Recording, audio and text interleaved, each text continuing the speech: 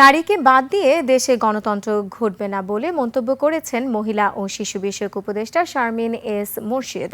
রাজধানীর ওসমানী স্মৃতি মিলনায়তনে গণভোটে নারীর অংশগ্রহণ উৎসাহিতকরণ এবং নারী ও শিশু নির্যাতন প্রতিরোধে কুইক রেসপন্স টিমের কার্যক্রম উদ্বোধনী অনুষ্ঠানে এই মন্তব্য করেন তিনি।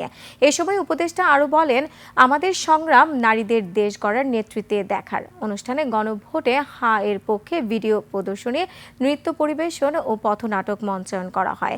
পরে উপদেষ্টা শারমিন এস মুর্শিদ নতুন বাংলাদেশ গড়ার শপথ বাক্য পাঠ করান।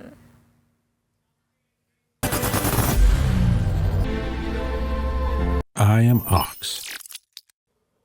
আগামী রাজনৈতিক দলগুলো বুঝবে এই দেশের তরুণ সমাজ কি চায়, এই দেশের মানুষ কি চায়, এবং তারা সেটা সম্মান করবে।